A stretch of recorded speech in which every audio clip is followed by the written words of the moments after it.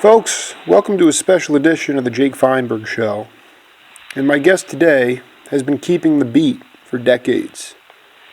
The driving engine behind the blues, funky blues, playing the backbeat with the likes of Jimmy Smith, Les McCann, Ray Crawford, Eddie Harris, Buck Clark, Earl Anderza, Carmell Jones. He continues to play today in live and studio settings, letting things breathe and letting the music play the band. Donald Dean, welcome to the Jake Feinberg Show. Thank you, Jake. So that warm introduction. it's a testament to your ethic and to how have you been able to keep your soul alive for so long? Playing with good musicians, young musicians, keeps me going. Talk about play with younger musicians right now. Talk about what you're doing right now. Well, I have a 14-year-old grandson. He just turned 14. I read about that guy. Yeah. Oh man, let's talk about him. Well, that's keeping me young. He's playing, man. He's really playing. And I got a granddaughter who is 15 years old that's singing. Just a wonderful singer. So between the two of them, man, they're keeping me young and raring to go. Donald, let's talk about your grandson. He's 14. I was reading where he actually played a performance. This is maybe going back to 2011, where you were sitting in on drums and the skipper was on bass, and I believe there was a horn player as well. Yes.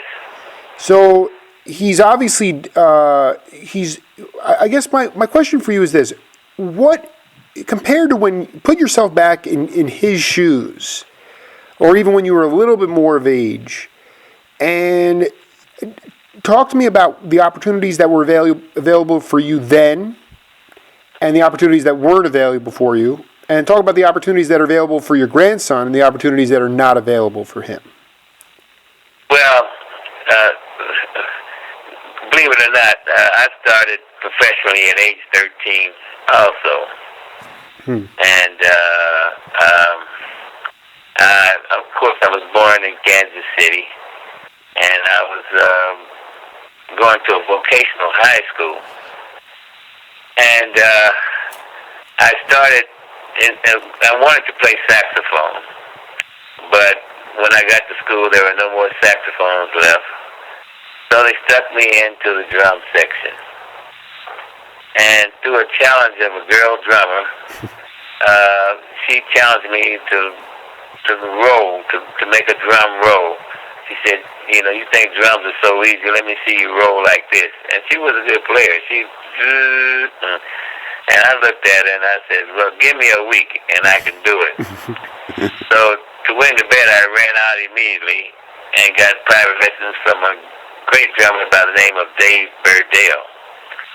So in a week's time, I was rolling, and my teacher, he saw a lot of potential in me, so he wanted me to continue with the drums, but I didn't really want to. So when I got back to school, finally they got some horns available, and that was the first horn was a French horn. So I played French horn for a couple of years, and trumpet also during my high school years. But out of high school, I played the drums. I got called for drums at age 13. I went on the road with an orchestra called the Melody Lane Orchestra, and I played with a combo, Louis Young combo, and it just developed on from there, playing with a lot of the Kansas City locals. But in those days, there were a lot of jam sessions. We had a musicians union that provided us with really a musical education, because all the old guys would perform on Sundays, and we were there to learn and participate. Mm-hmm. So through that, it really developed me. And also, like I said, I went to a vocational school, so I had 4 hours of music every day, music and theory every day. So the opportunities to me were a lot greater then than they are now. Now with my grandson, fortunately, he has a grandfather that's been in the business for a good little while, and a lot of my friends who really helped him along too, like my friend, they call him Uncle Niembo, which is Henry Franklin. Oh my gosh. He's a dear friend. He's a good man. And you know him. You've known him for a long time, but. Oh man, I've been knowing him for goodness, maybe 40, 50 years. Mm-hmm. So he's a good man, and then I have a lot of other great friends that really help him. You know what I mean? So his opportunities are coming a lot from my friendship and with a lot of my musician friends and everything. So he's learning fast. What do you think about, what does the word helping mean to you? I mean, does it mean that you're not always you have to be honest with him, right? I mean, you have to, in order for him to grow.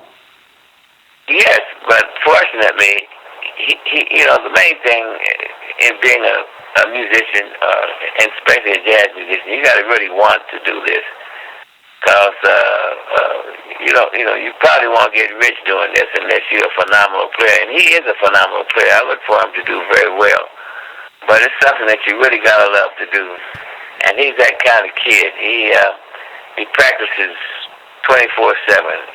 He plays multiple instruments. He plays the piano, bass, guitar, drums, and he really started off with the classical violin.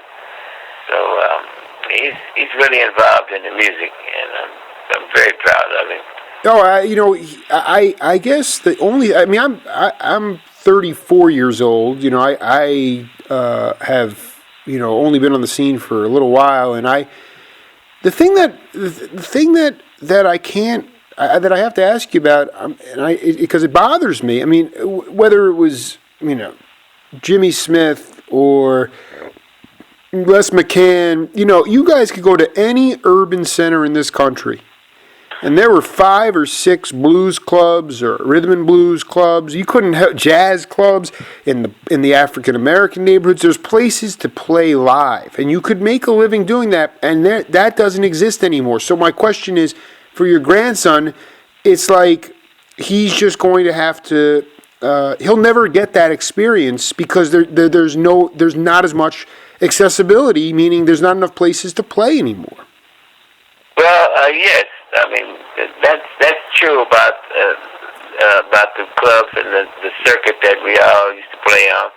But there are other things now, like they have jazz societies, and which really creates a lot of opportunity for these kids.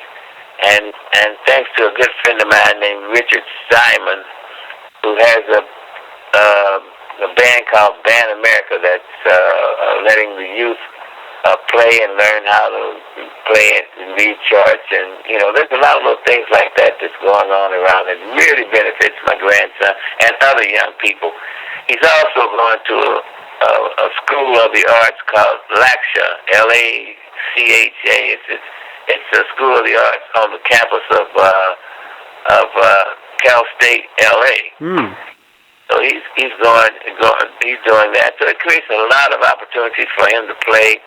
And got a lot of great professional musicians who help them along. So there is opportunity. Yeah, absolutely. And I think that in his lifetime, there will be like everything is cyclical. So you'll see a new organic kind of metamorphosis of music. I mean, but let's just go back for a minute. I mean, when did that circuit that you were brought up in the hotbed of that circuit in Kansas City. So you were exposed to that at a really young age.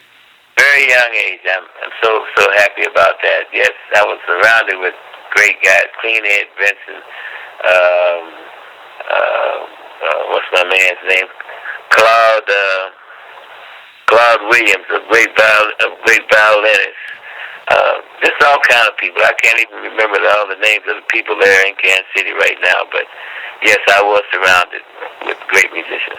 And then, when did you this cat? I don't recognize this cat's name, but I was hoping you could talk about him because it seemed like it was early part of your career. Was this guy Earl Anderza? Earl Anderza was in the '60s. He was a great saxophone player who had a problem. Mm-hmm. And he was in and out, been incarcerated. He was in and out.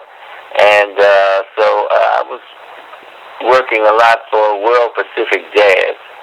And I didn't really know Earl. And they called me one day for a record date with Earl Anderson, with the great pianist Jack Wilson on the keyboards. I think it was,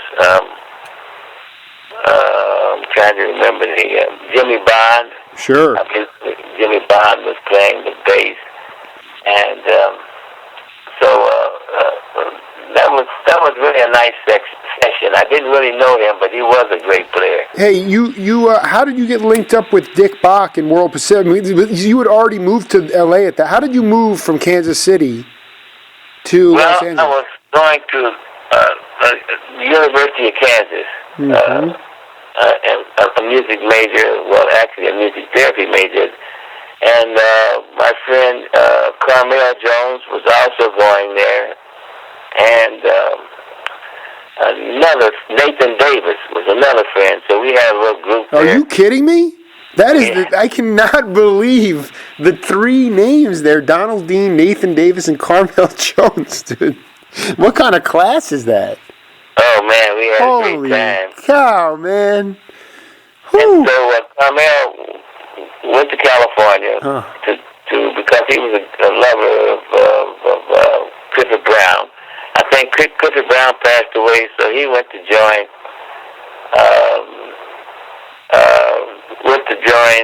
Harold Land? Land, and for a record session, and he called me to come to California to do this record session with he and Harold Land. A record date called Business Meeting. You know, it's so funny. And that's how I got to California. Well, what's so funny is I found this record in a store a couple months ago.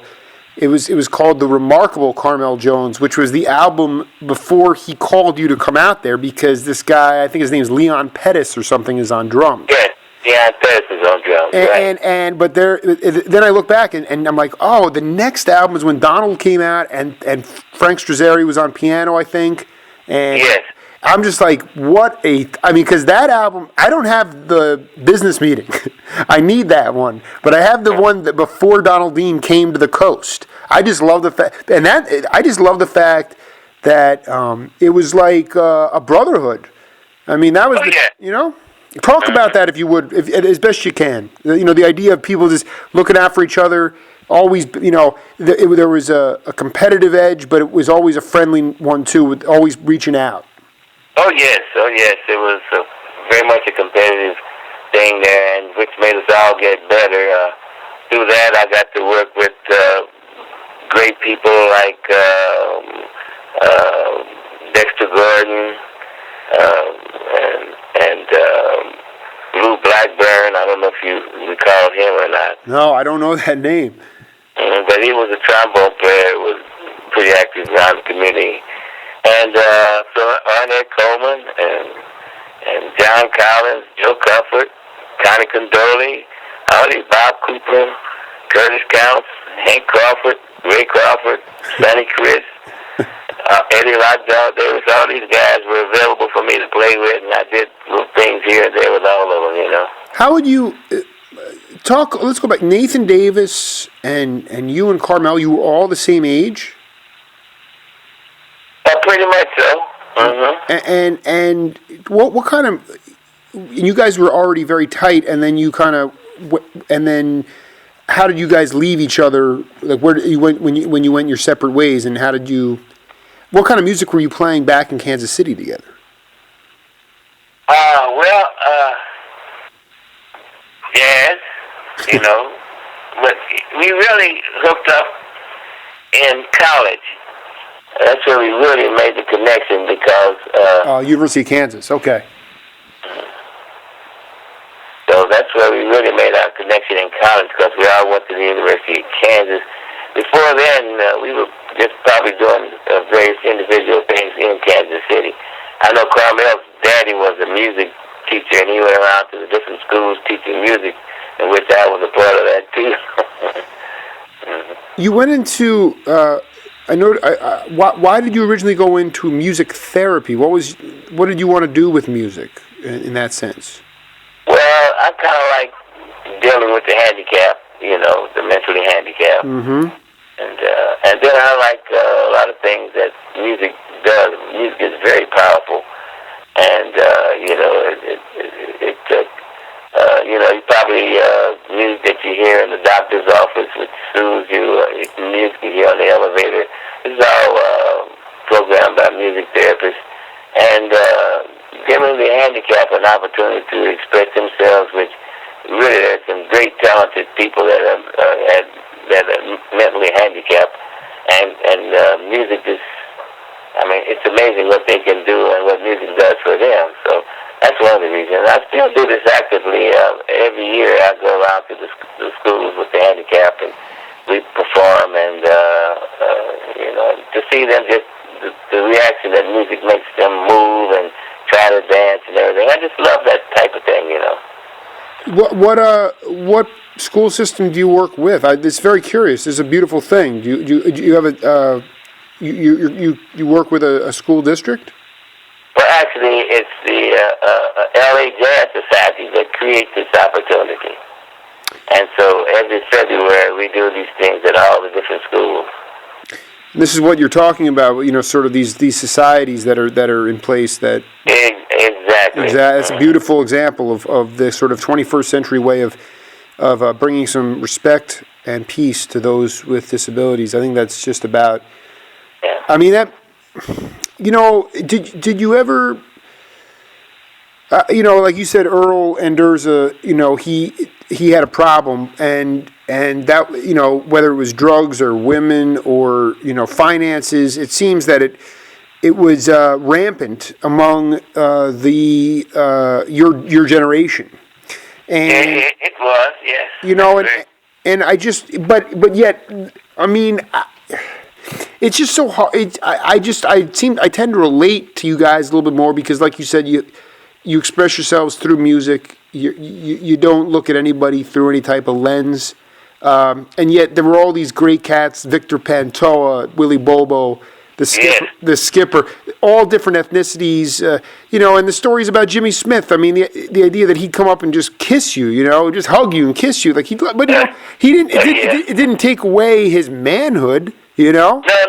And what I'm saying is, my point is that despite the womanizing or the drug abuse or the financial stuff, you guys were a lot more secure with yourselves than current generations. I mean, that's really what I've come to feel, and I just tend to think it's because you guys really had life experiences where you had to sing for your supper. There's no doubt about it. Yes, that's very true.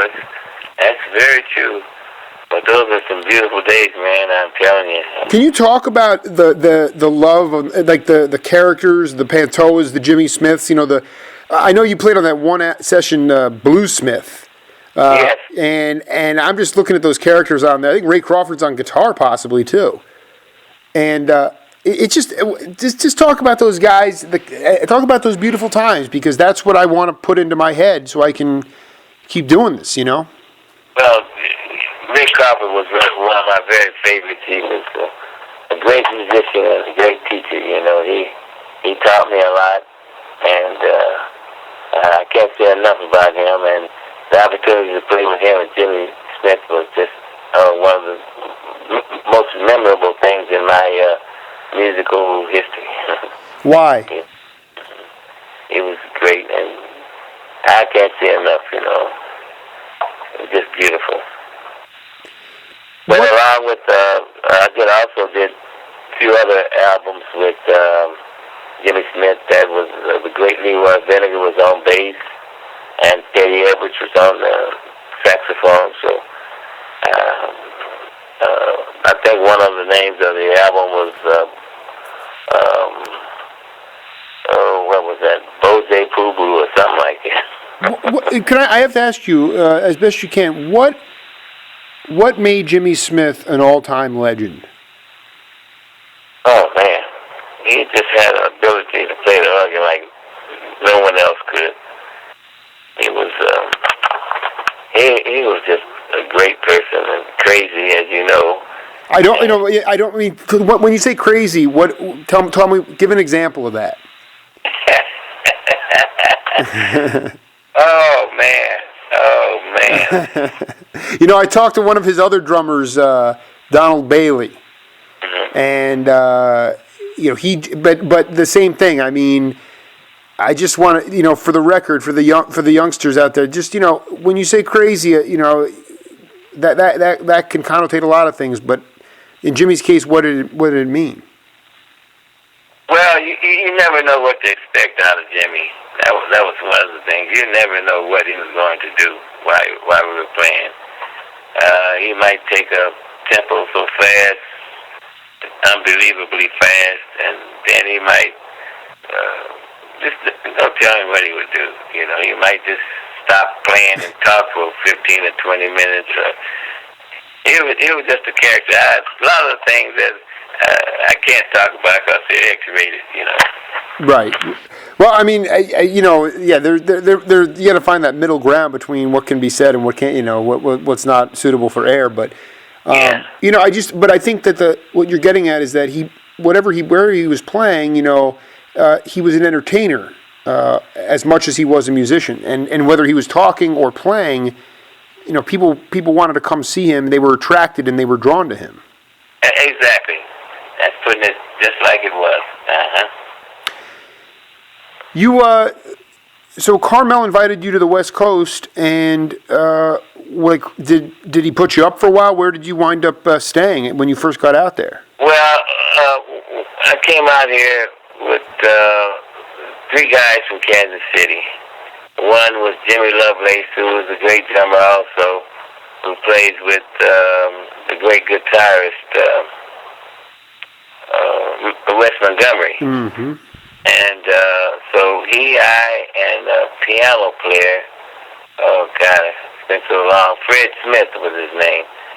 And we came out here together, and so we all had a little shack we lived in out at Venice Beach. My friends just did that, although I think they probably paid $3,000, $20,000 for it, No, we paid very little. I know. No transportation, so we had to ride the buses or whatever was available. Went to the sessions and got around and just sort of created a legacy for ourselves. And Jimmy and I, we had when we first got out here, Jimmy Lovelace, his drums got stolen, so we shared my set of drums, and we would go on gigs together, and we would share the gigs. He played one gig, and I played the next, and back and forth until he got a set of drums. Wow, that's beautiful. What, I was trying to figure out though, with these, you were taking buses. Were you having to lug your trap set on the bus to the gig? And I'm gonna tell you something. Oh my! I stayed about maybe 2 or 3 miles from this lady called the intermission room. She gave me opportunity to play there with my own group, and so I was staying about 2 or 3 miles away. So I had a trap case with wheels on it. So I rode this with as many drums as I could put on this trap case down to the gig, and walked back up to the gig, and rode the rest of them down, and then walked back up there, and then walked back for the gig that night. Oh my God! Like you said at the beginning, if you want to be a musician, you really have to want it. You really got to want to. You know what I mean? So that was unbelievable, man. That's so poor. The girl that came in to the lady that worked at a restaurant across the street from the gig, I guess she could just see it, so she told me that I could come over there for breakfast, lunch, and dinner if I wanted to. So that was great. You said you had your own group at the time. Who was in that group? Well, it started off with a piano player named Jane Getz.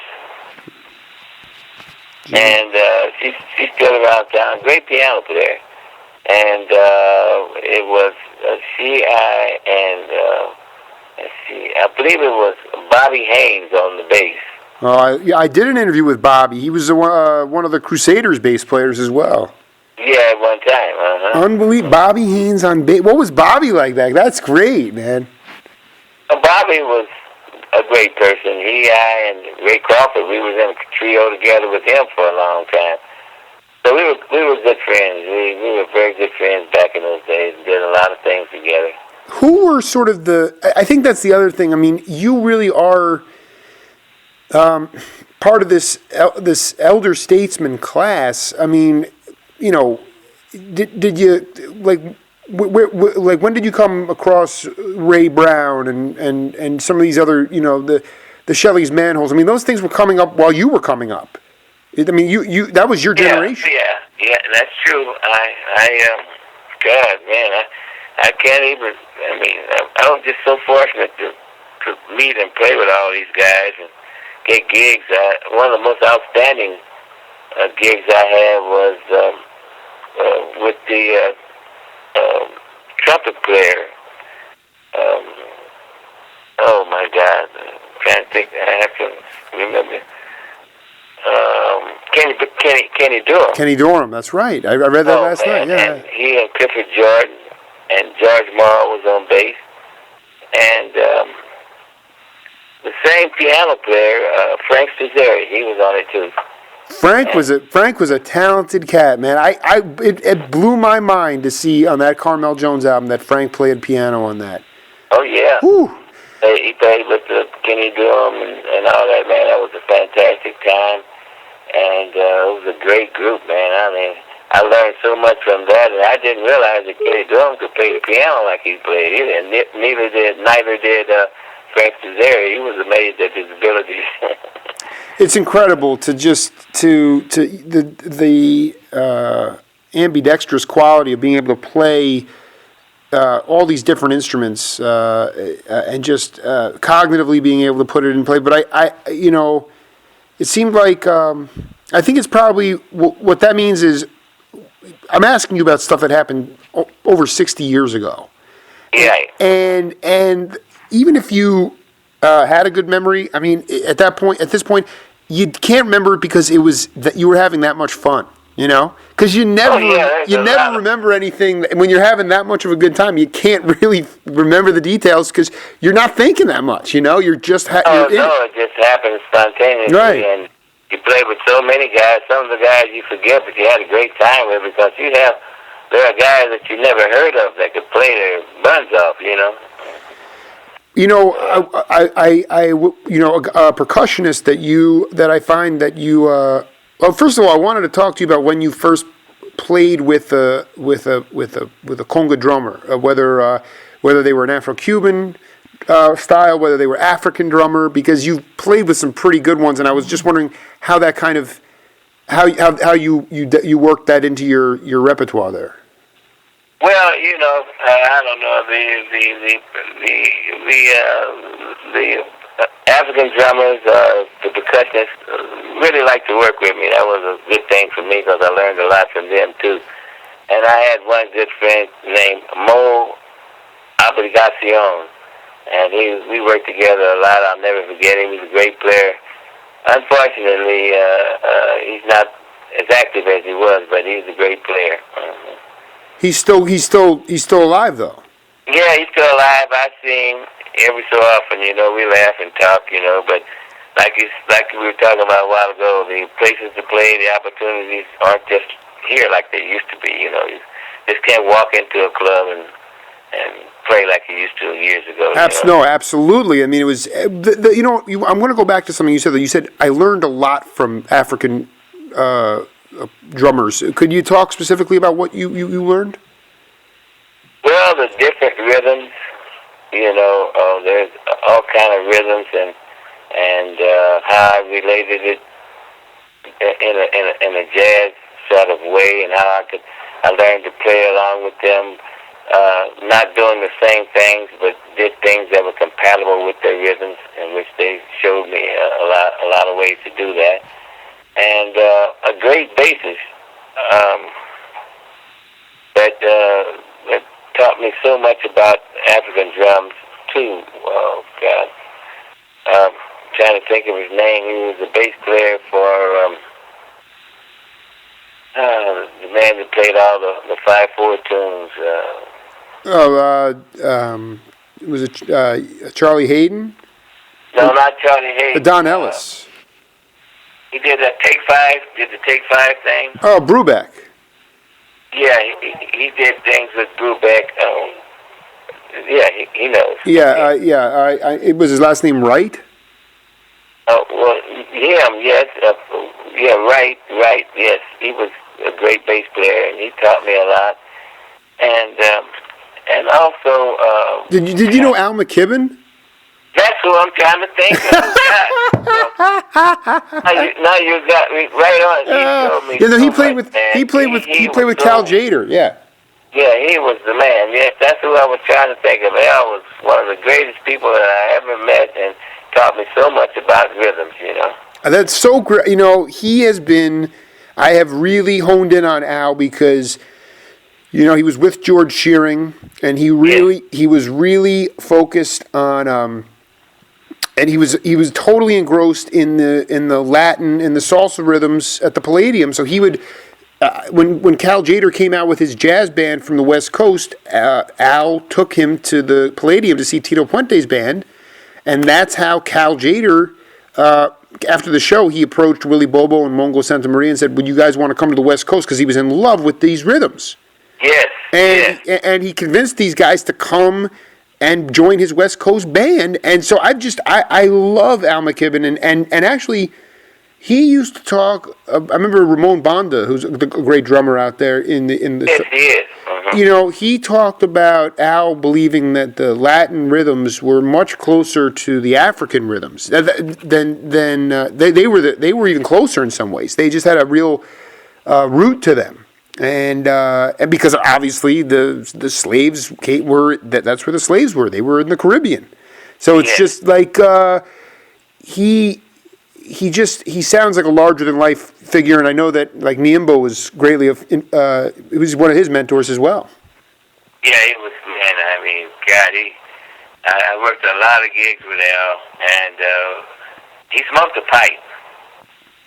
And he gave me a meerschaum pipe, oddly shaped meerschaum pipe, and I had it for years. I kept it because Al gave it to me, and I finally lost it through the years. But I think about him all the time, Yeah, and it's those. Do you feel those spirits inside of you? I mean, do you find yourself thinking about these guys, but also, do you feel them inside you as well?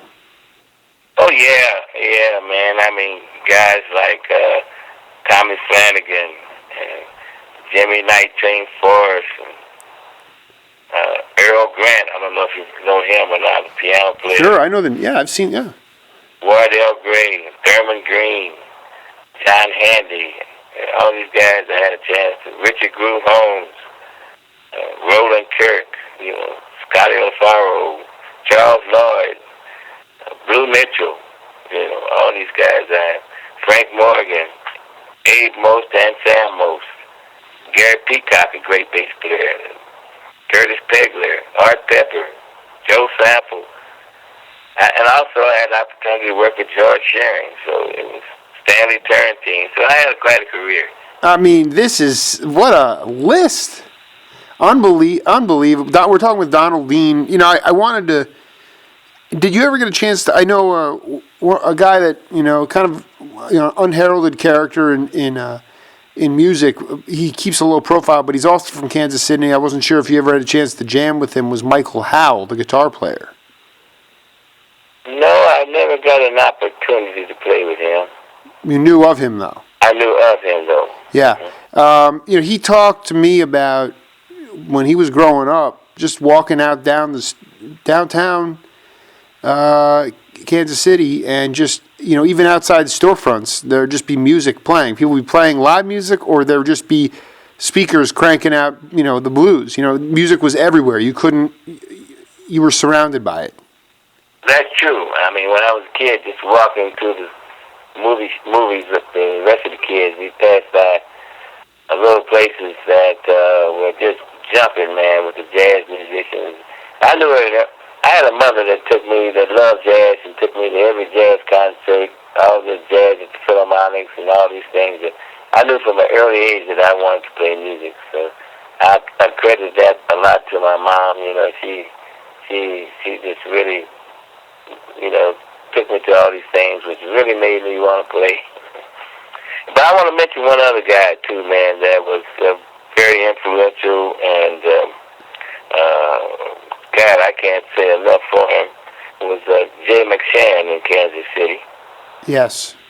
And another great bass player, Red Mitchell, who helped me a lot. He was a great player. I don't know if you heard of Red Mitchell. Oh no, I have some great Red Mitchell, just duo stuff with a guitar player. I mean, I played some duo stuff with just drums and bass. Man, this guy was a phenomenal player and a phenomenal person. You know what I mean? Did you get a chance to play with him and Red Norvo, or what kind of vibes players did you play with?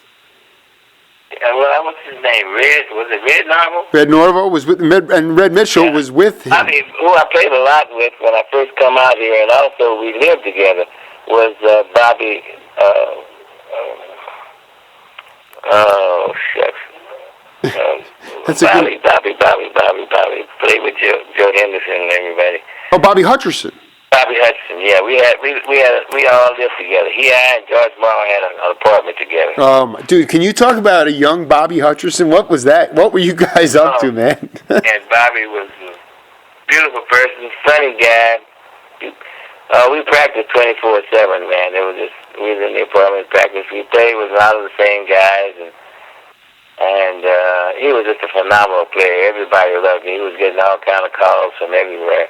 Eventually, he moved up north, and then he went to New York. Now I understand he's back up north again, you know. But just a great player. I can't say enough about him, you know.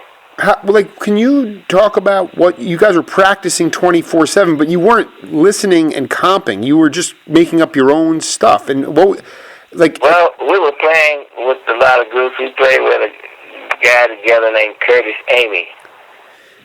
We worked a lot around, and we worked with a lot of people. I can't even think of their names now, but the opportunity to play was just fantastic in those days. You could leave the house on a Friday and don't come home till Tuesday, just one session after another, you know. So it was just a great time, and it was a great time to be a jazz musician. So. Were you able to see it at that time, or only looking back on it at the time? Were you in the moment, and you can look back now, or did it? Or is it only when you look back and say, "Wow, the landscape's changed," that you realize how vibrant a time that it was? Well, looking back, really, because in the moment, we didn't really think about it. We were just eager to play and having fun. But then, you know, I look back, boy, that was a great time to be a jazz musician. And the opportunities aren't like that anymore. You don't get it. We had a place had a session run by a disc jockey named Tommy B. A place called the LeGrand Theater, where on the weekends after the gigs, people like Miles Davis, all the great guys that came through would all be at this session. I had the opportunity to play with all these guys on the session. Now, there's no way in the world that you could do that today, playing with all these great names, and you know, it just. Well, but also let's be clear about something. You were playing from 1 a.m. to 5 a.m. in the morning. Oh yeah. You know, I mean, so what I'm saying is that there was there's been, you know, obviously a conscious effort for a variety of reasons to, I mean, the fact that you had live music from that 1 to 5 in the morning slot, and then you had these titans who were saying, I'm not any bigger than anybody else, that they would come and sit in and play with you guys. That's a values thing. Oh man, there was a lot of camaraderie amongst the musicians in those days, and it wasn't about just money. It was just about listening to different guys, and you know, that's how you got gigs, was playing these things. If they liked you, you had a gig. Exactly. You know what I mean? That's sort of it was this idea of, you know, it wasn't like being hyper selective or you know I'm too good for that. Like it was like it was sort of like it's unknown and we don't know what we're going to run into. We might find a really hip cat that can swing.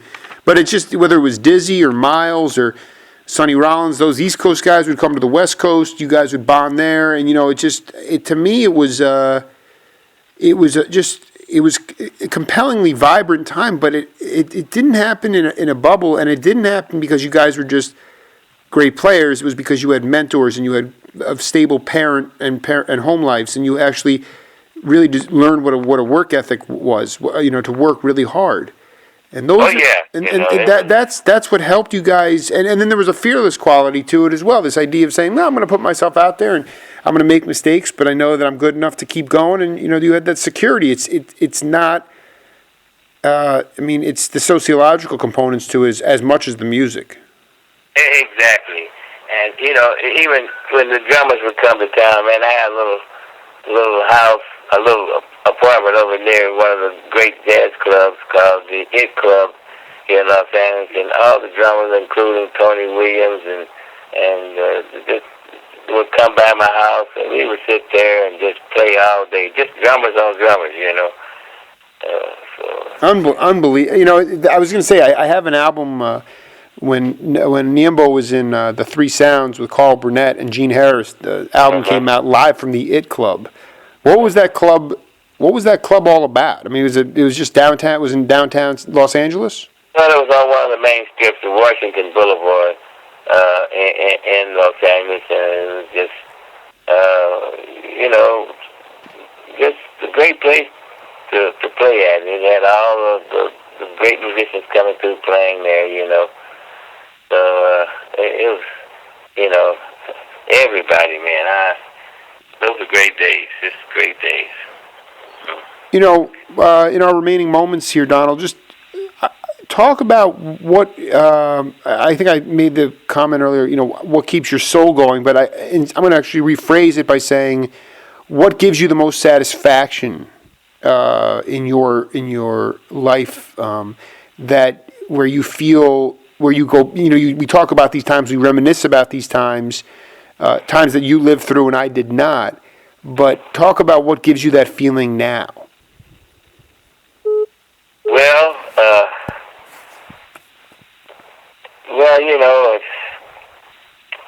I guess that feeling just never leaves you. You know what I mean? And as you get older, the young comes in and the older goes out. So. I don't know. I tell you what gives me that drive and everything. I have a great, great wife who's got the music going on around the house all the time and is always inspiring me to go out and play. So that's one of the brighter things in my life right now. That's beautiful, Donald. That's absolutely gorgeous, man. And it's an honor to talk to you, somebody who has. You've blazed your own trail, and in a lot of ways, some of this part of my job and my responsibility is to get you guys on the record, and to give affirmation to what the body of work and art and science that you contributed to. Mm-hmm. So I really appreciate you being part of the program. I appreciate being a part also, Jake. And keep on keeping on, man.